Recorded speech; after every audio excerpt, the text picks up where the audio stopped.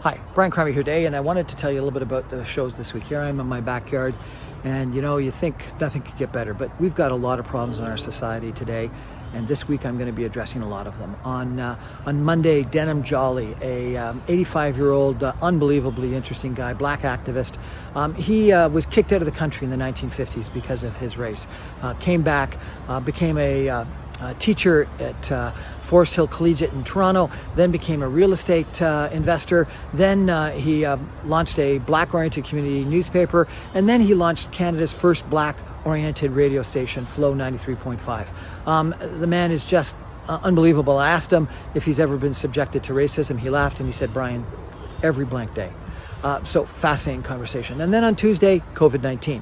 We introduce you again to Dr. Kate Barrett. She's unbelievably bright, well knowledgeable, and very articulate. And we really go through the numbers, the current numbers in Canada, United States, and around the world, and a lot of the extra things that people haven't paid attention about in regards to respiratory diseases, vascular problems, issues with young people, etc. We go through COVID-19 in a great amount of detail.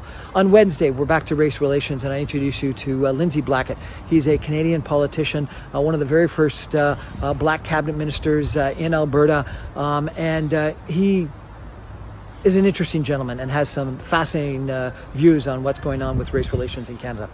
On Thursday, I've got a very compelling conversation with Dan Donovan. Dan is the publisher and editor-in-chief of Ottawa Life magazine, and their cover story this summer is all about policing and police misconduct. And he goes through a litany of problems with not just Ottawa, but Police Services Board across Canada and issues, and really shines a light on some of the problems we've got in Canada when probably we've been too focused on TV on some of the issues in the United States. We need to know what's going on here in Canada.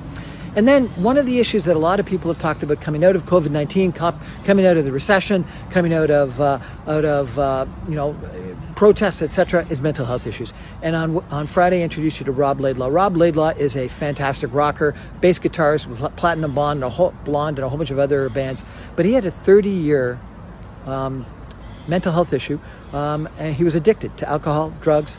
And about 6 years, he was confronted with the reality that he had to wake up when he had his third grand mal seizure, and a doctor and his family called him on it, told him he was going to kill himself if he didn't do something about it.